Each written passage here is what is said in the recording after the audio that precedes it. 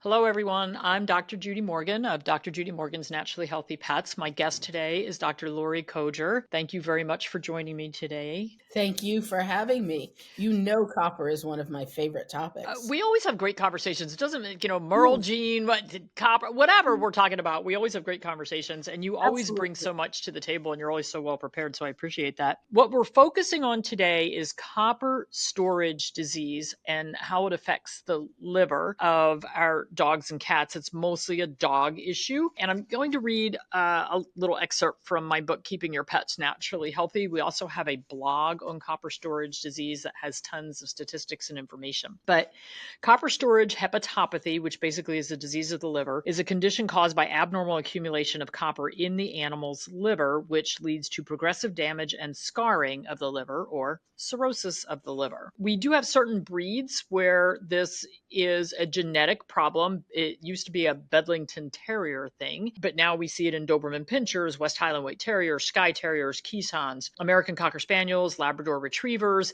So it's become a much bigger problem. According to Dr. Sharon Center, who's an internal medicine professor at Cornell, which I believe is Dr. Laurie's alma mater, quote, the excess amount of the essential trace mineral copper in commercial dog food can cause a serious, potentially lethal illness called dietary-induced copper-associated hepatopathy. The incidence of this disease is increasing at a rate that's causing alarm among veterinarians and dog owners, with one study showing that 30% of canine liver biopsies have evidence of copper storage disease. And unfortunately, this isn't something that we can diagnose, like truly diagnose, without a liver biopsy, correct? Absolutely correct. And when we say biopsy, it's not going to be a needle aspirate. It's not going to be your veterinarian taking their ultrasound probe and sticking a syringe needle in there. You need a hunk of liver. So your dog is going to undergo general anesthesia and an abdominal incision to get an accurate sample. Right. And this is huge because we know that, frankly, elevated liver enzymes and liver problems are some of the most common things that we see on lab work. And how do we know if this is something being caused by, mycotoxins in the dog food, or something in the environment, or an adrenal gland problem, or copper storage disease? Most people don't want to do that liver biopsy to get a big enough sample to be able to diagnose this disease. So it's a huge problem. Dr. Laurie has some amazing testing and slides that we're going to go through. But I found when I was doing the research for this book, while pet food regulations call for a minimum of 7.3 milligrams of copper per kilogram of food for adult dogs and 5 milligrams per kilogram for adult cats, AFCO has no maximum limit. So supplementation may be 25 to 50% over the minimum recommended level in most commercial diets with added copper. So we're not talking about whole food diets as much as we're talking about the pet foods like the kibbles that have that vitamin mineral mix added in to Right. to add back what is destroyed during the processing. But one popular dry pet food contains 44 milligrams of copper per kilogram of food. Remember, we need 7.3, and they've got 44.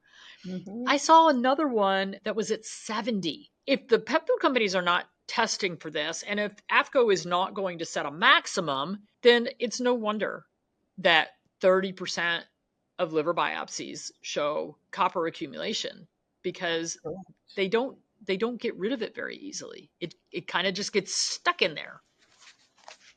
Yeah, absolutely. And we know the AFCO meeting is going on as we speak. Our friend and colleague Susan Thixton is down there. I believe they are revisiting the copper issue. They are. And what kind of odds are you giving that they will take action? I'm at about 12 to 1 against.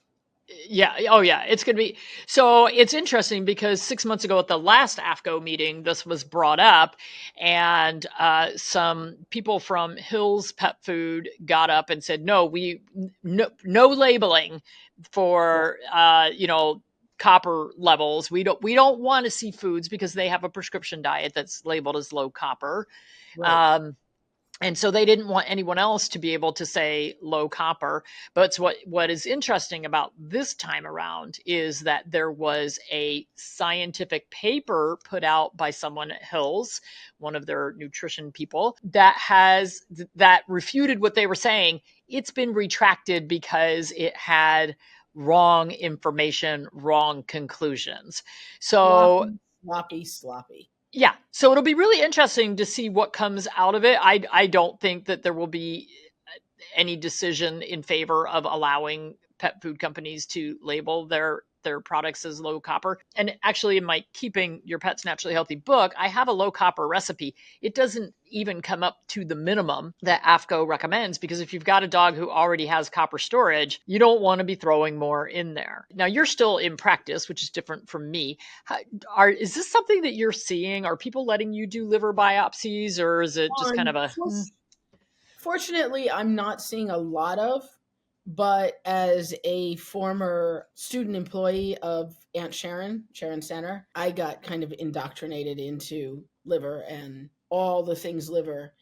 Overall, the incidence is increasing. And my particular interest, because I came from Labradors, I have some really excellent Labrador clients, and they had one dog that was affected, is I don't want to see this. And a lot of these folks are kibble feeders. And speaking with regard to kibble feeders are always trying to get better kibble.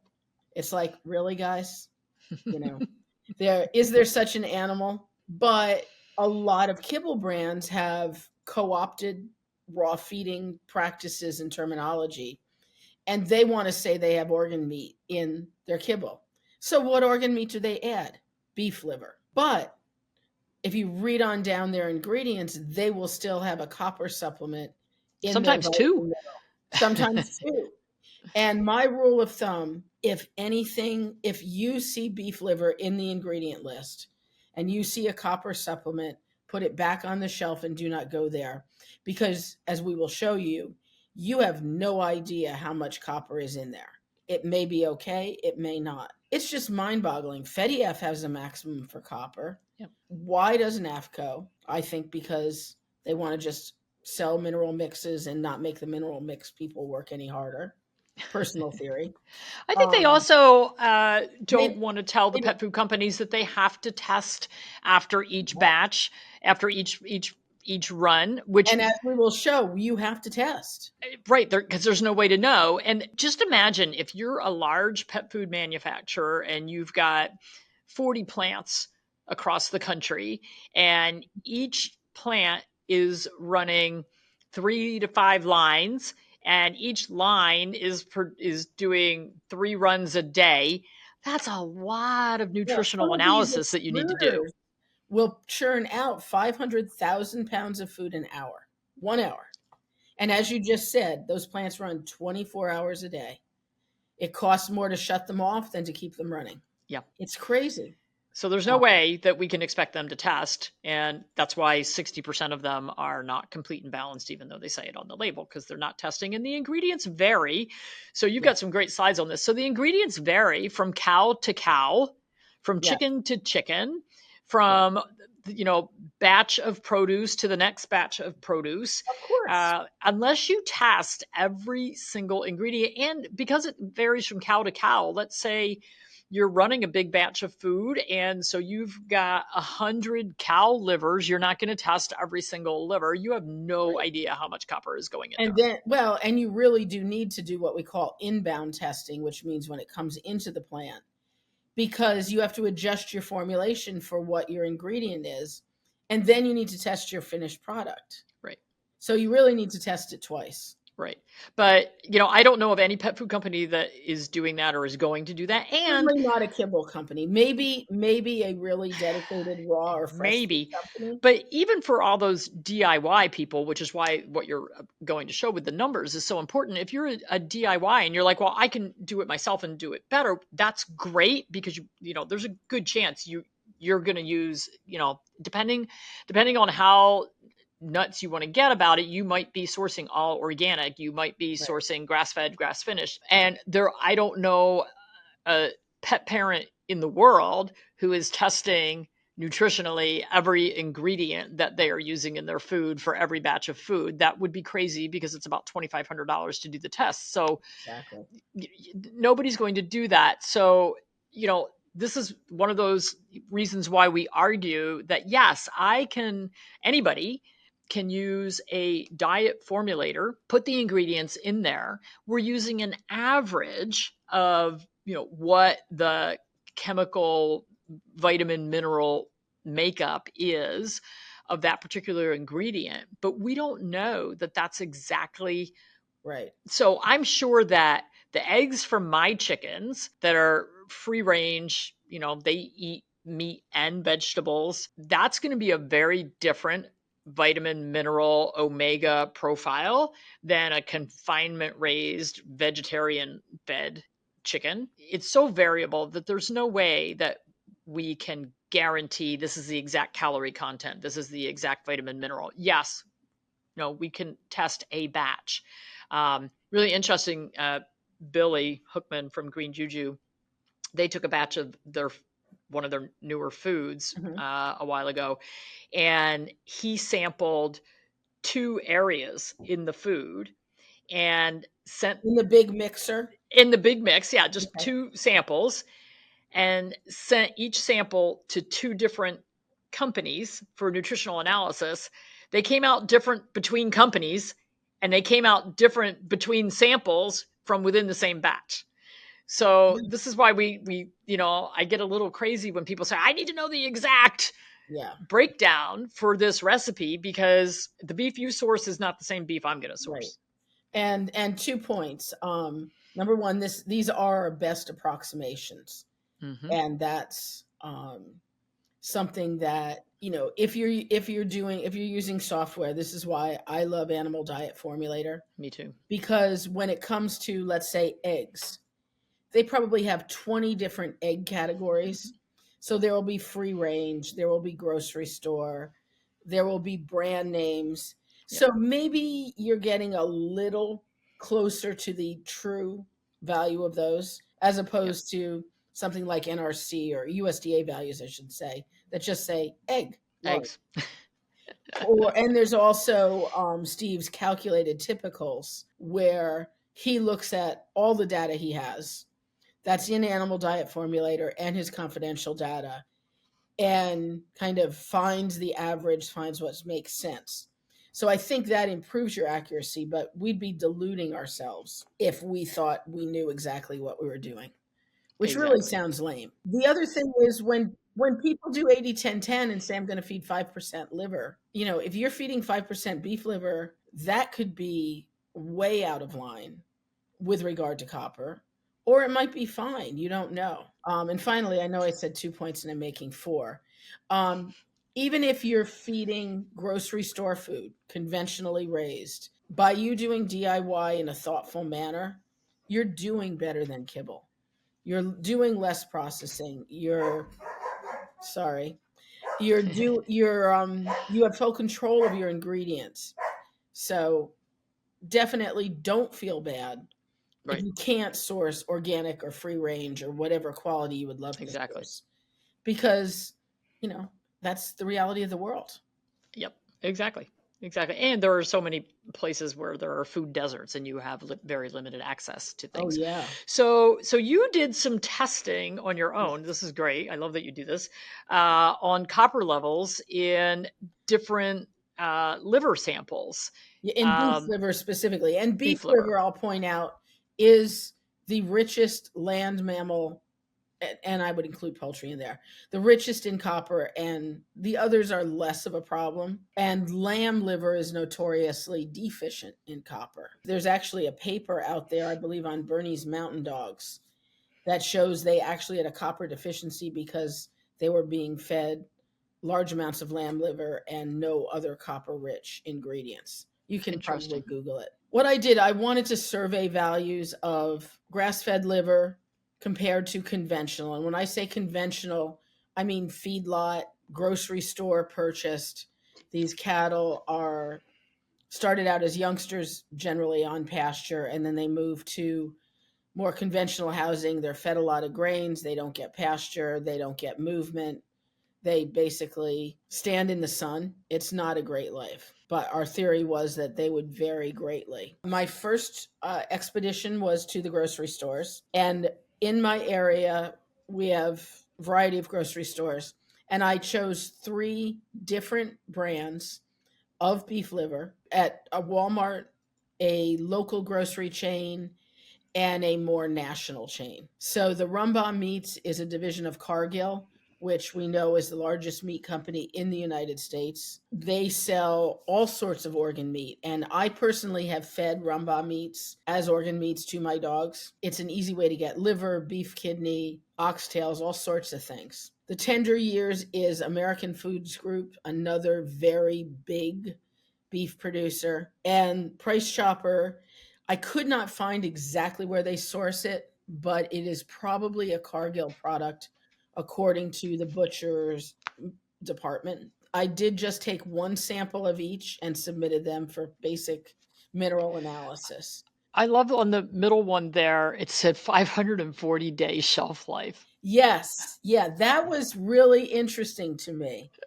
And that is typical of Walmart products. Walmart's meats, all of their meats, even their steaks and stuff, are injected. And you'll find a steak has a 2-week shelf life at Walmart, whereas at, say, my local Hannaford or Price Chopper, more traditional grocery chain, it's 48 hours. But yes, 548. And I tested that 9 weeks after it was processed by calculation from when it expired.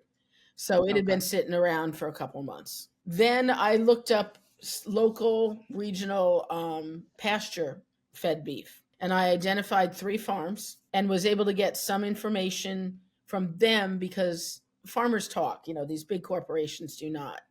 So these were all pasture raised, grass finished. They did use mineral block supplements because our soils up here are notoriously deficient in some minerals. Yeah. And you can look up these farms, and when you download the PDF, the links will be live. Sweet Tree slaughters at about 24 months for heifers, a little older for steers. Lewis Waite slaughter at 2 to 2.5 years, so similar things. Herondale uses kind of exotic breeds, British Whites and Murray Grey. They were not as responsive to my inquiries, but and they did ship me the liver via UPS. They're probably an hour's drive from me. But they told me exactly what cow it was, which Wow. I thought was really very transparent, very cool. So they also told me what supplement blends they used. And one of the things that the fellow at Lewis Waite pointed out to me is that they have cows that just stand at these either bricks of supplements, or there's a loose powder in a tray, and just ingest these, much like a dog that just drinks water all the time, or gets hooked on something. They're there all the time. So there can be disparities from cow to cow as to their mineral supplement intake. So here's some numbers. So these are copper results on a dry matter basis. No surprise, the Cargill product, the Rumba meats, 1,030 parts per million. That is huge. Huge. The Tender Years, the Walmart product, came in at 305. The Price Chopper, which is probably also a Cargill product, came in at 421. Better than Rumba, but not as good as the American beef product. But look at the difference in the grass feds. The Sweet Tree and Lewis Waite products were down at 15 and 78. Now, again, remember, these are single sample tests. Ideally, I would have tested 5 of each minimum, but I didn't have that much money.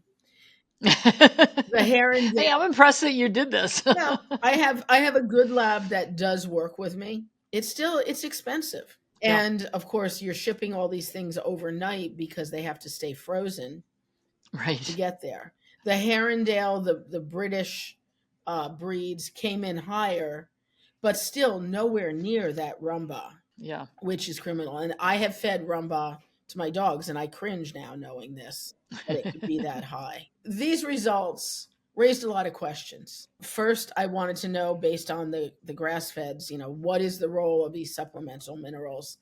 And because they were using non-traditional beef breeds, they weren't using Angus, they weren't using Herefords, could those Murray and British Grey cows really be different in how their mineral absorption and copper absorption is? And because these farms were in various parts of the state around me, should we be soil testing in parallel to say, are they getting it from the mineral supplement, or is it a soil problem and we need to alert farmers to that? And Yeah, that's really interesting. It would be interesting to know, like, are any of these farms? I mean, we know that with cargo and the big confinement operations, they're not doing anything as far as, regenerative farming or sustainable, whatever. It would be interesting with some of these smaller farms. Are they doing regenerative farming? yeah, Are they rotating? What do their soils and their yeah, sampling some of the plants on their farm to see what the differences are. So that's a really good yeah. point. It may not be coming just from the mineral blocks or just from the feed, which, grass fed, they're not. So I would think that probably the confinement raised cattle that are being fed grains, a lot of their grains probably have vitamin mineral supplements Oh, if added there's, yes, to them as well. yes. And so are we, and this, you and I have both seen this with pet owners. They have a DIY supplement or DIY diet that is nutritionally complete in whatever way they define that. And then they go get a combo vitamin mineral supplement. And then they might be adding in a vitamin E or a vitamin D and something else. And by virtue of giving a complete diet, extra supplements combo, and individual supplements, they're overdoing it. I mean, I'll have somebody come in and they'll pull out 20 bottles from their bag to show me exactly what they're giving their dog. Obviously, like Billy did, split samples should be used, even when I have a liver that's labeled, a liver hunk that's labeled from the same cow, because I don't know if certain lobes of the liver contain more copper than others. And even Sharon couldn't tell me that. Although, as she said, I'm more on the medicine side, not on the nutrition side. After this, well, actually, before this, I said, pet owners feed a lot of freeze dried liver treats. And certainly those of us who train do. And I wondered about the comparison between that and fresh liver. So I tested 3 different freeze dried liver treats. One from the Stewart Company, which is the one that comes in a little plastic, either wonton soup container or bucket, in every pet store, at every dog show. People love them, dogs love them. I tested Amazon's brand, and I tested Stella and Chewy. And the copper levels I got were 314, 349, and 457. So that had me put them in the conventional, firmly in the conventionally raised cow category. But even more, when I weighed these things out and did some basic math, and Steve Brown, must credit, Steve has been such a help to me in this. 7 or 8 of these little chunks will meet the FEDIF maximum copper amount for a 40-pound dog for a day. That's not considering what the dog may get in meals or any other foodstuffs. Exactly. So thinking about us who train dogs with treats, how many times do we in a training session that might go 45 minutes give more than 7 or 8 treats? Right. I might give 7 or 8 treats in 5 minutes. and thinking about people with Labradors, this is a huge concern because, they're feeding them other things and they're feeding their meals, and then we add enough to cover 40 pounds of them. Yeah. So it's just a lot. So these were the full results. I did a full mineral profile on everything, and things were pretty consistent with the exception of Stella and Chewy being high in iron, zinc, as well as copper. But all the other values, they're in the ballpark. So that makes me confident in them and even more concerned about what the copper levels are. I do believe they're true, especially when it comes to the freeze drieds. So that really interesting. That was my little research project. And like I said, thanks to the folks at ADF and Steve and Dr. Barbara Royal for supporting it and helping me. And I cringe when I hear somebody talking about feeding a lot of beef liver. I think if nothing else, that's a takeaway that people should understand. Depending on, so for instance, if you're feeding, I'm just going to use this as an example. So, like Dr. Harvey's base mix foods, Right. there's a lot of other base mixes. So it's a base mix, Yeah. and if you use something like Raw Vibrance, it's all whole foods. There's not a vitamin mineral mix in Ooh, there, and then there might you be. are Are you sure? what? I thought there was. Have they changed, or are you sure? Paradigm has the vitamin mineral Okay, mix, but I maybe think that's Raw what I'm Vibrance thinking doesn't. of. So let's say you're feeding something like that. So it doesn't have added copper, which is Yeah. great. And then the instructions are add a protein and an oil. Well, somebody who's feeding something like that is going to be able to get away with using those beef liver Right. treats versus if you are feeding your base diet is, let's say, a complete, which is a little bit of a misnomer no matter what, Yeah. but a complete beef based diet that already has beef liver in it, and you're Now, doing training with your dog or let's treats, say, use something yeah, else. exactly. Use chicken livers. Use turkey hearts if you want a whole you thing. use, Lamb hearts or something. Yeah, um, something else, heart, lung, yeah. gizzard, something that's going to be lower in Well, copper. or So, use I mean, cheese. You know, cheese, whatever, something something different. something different. And the number of show dogs, especially in the conformation ring, handlers love to boil up some beef liver, then you dry it out in the oven to whatever is pocket friendly, and they'll go through a pound a day across their show string Yeah. every Wow. weekend. Wow. Wow. It's You can get away with it at a one time, but repeated exposure is not a good idea. Yeah, this is great information, and I think it's something. It's interesting when I took our youngsters, young, they were each 2 when they went, Hmm. but when they went to their puppy class, they're using treats, and of course we were doing it at a veterinary Sure. office, so they were using a company that I will not mention, but really crappy treats, and my dogs were like, I am not touching Oh that. no. And so I brought my little dried pork tenderloin treats, and they were like, okay, we'll work for that. Yeah. But it's like there are so many other things that we could use. I Right. think that maybe beef liver, and again, depending on what the diet is that you're feeding your Right. dog, if you're able to go on the company's website for whatever food you're feeding, look at what the copper levels are, and that's just going to be an average. Right. If they tested a batch, they're going to have an average number, particularly if they're a company where they're sourcing from the same farms all the time, Yeah. so they have a general idea, kind of like what you Yeah. tested. It would be really interesting if money were no object to get 10 liver Right. samples from that farm from different cows Right. and see if it's stays pretty consistent across the board. But really, this is very cool. I really thank you for Okay. the Yeah. information, and I think there's great takeaway information for dog owners here. Well, and especially the DIY raw people and the people who are wanting better kibble, because they're the ones who are going to say, and not picking on the brand, but I know they have it, like Open Farmer, Stella and Chewy. Their beef formula will be like beef heart, beef liver, and then they have the conventional vitamin mineral premix. Well, seeing those organ meats high up in the ingredient list is appealing to the owner and may reflect good Sure. nutrient quality, but having copper in the supplement mix is a big no-no. Yeah. And with the Well, and inconsistency of those vitamin mineral premixes, as evidenced right. by the vitamin D problems that we've had in the past. Who Yes. knows? And we don't have really good information on how those minerals and vitamins in the form that because they come in different forms, Hmm. you've got a copper sulfate and a copper Yep. proteinate and there's all these different forms that it can come in, and we don't know how each animal is going to absorb and utilize Yeah.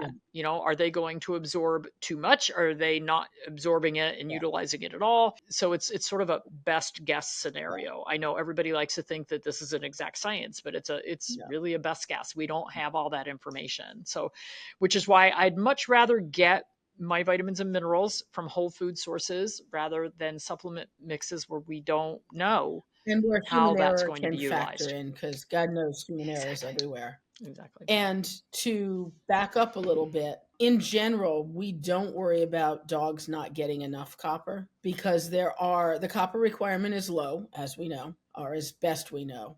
And you will find lower amounts of copper in muscle meats, in other ingredients, whether they be animal or vegetable. And depending if you're feeding a nice, well rounded whole food diet, you should be fine. Now, I told Right. you copper is my life. And what most people don't know is that while I was at Cornell, I was involved in a copper study, and this was on horses. The Oh. project was actually it was ponies, feeding the ponies excess zinc to induce a copper deficiency. And you will find that even in the dog world, people will use extra zinc in the diet to bind copper, which it does. And as you pointed out in your blog, most in veterinary medicine, we use penicillamine to bind copper in affected dogs. But zinc will do it to a lesser degree too. Well, if you overfeed ponies on zinc, or equines in general, you induce a copper deficiency and you actually induce osteochondrosis dissecans, which is a joint disease that affects the maturation of cartilage into bone. And so I actually induced these ponies to have OCD riddled joints because of the lack of copper. I share this, and it's published. You can Google it if you want to stalk me. It's somewhere in the Journal of Animal Science a long time ago. The point I want to make is that you need to know all the minerals, really, because zinc affects copper, iron affects copper, iron affects zinc. It's all a complex interplay, and you want to get the ratios right. It might not be as much about the exact amounts, but that you don't have too much or too deficient an amount of anything. And the body is miraculous in its ability to sort things out and utilize Mhm. what it needs. Very cool. Well, thank you very much, Laurie. This Sure. is this is So as usual. You are a wealth of we were going to do information. genetic testing briefly. Oh yes, Yeah. please. So you will hear that there are genetic tests for sensitivity to copper storage disease. Embark is the company that has 3 different tests. Most of the other companies only have 1 or 2. But basically, these 3 genes are most helpful in Labradors, Labrador poodle mixes, and Dobermans. So one gene Hmm. is the accumulation gene. If you've got 1 or 2 copies of that, you're going to tend to accumulate copper. More so in males than females, but it does vary.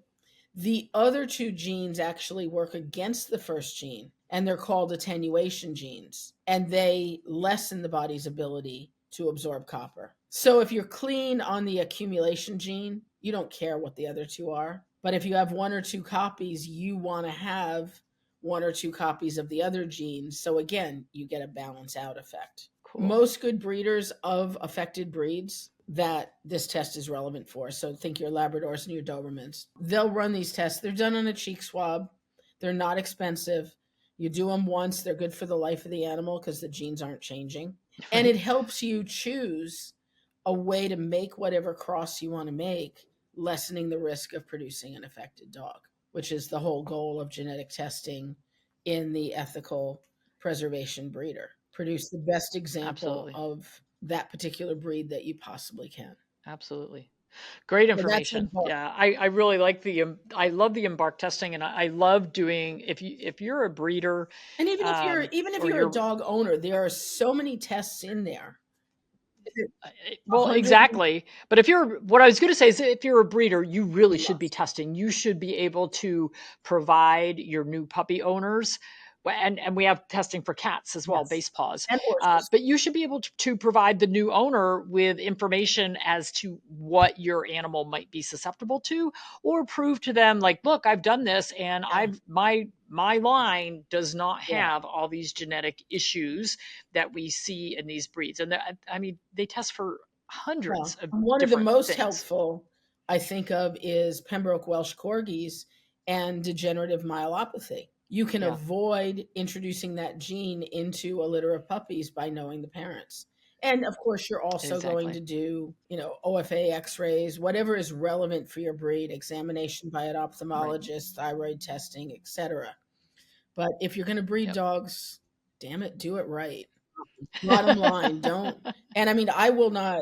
I work with a lot of breeders. I will not work with you if you don't do the appropriate tests for your breed. And That's awesome. my office gets very upset with me, but it's like, sorry, I'm not seeing Mrs. Smith's standard poodles because she refuses to do OFA hips. And I know I had occasion to x-ray one of her dogs and it was completely dysplastic. And it's been bred. Sorry, my name's not going there. Yeah. Anyway, we digress, as we so often do. Stick by your guns. It's been great talking to you. No, It's always fun. you too. This is always fun. Tons of information. I really appreciate. I mean, geez, we give you a topic and you just come armed with everything. Bring It's it amazing. on, right? Well, I appreciate Sure. that immensely. So thank you very, very, very much, and good luck in practice. You're still one of those warriors on the Yeah, front lines. it's waning though, as we talked about. If you want to see me in person, it's going to be just a couple days. Hurry. Thank you very much, Laurie. Take care, everyone. Bye.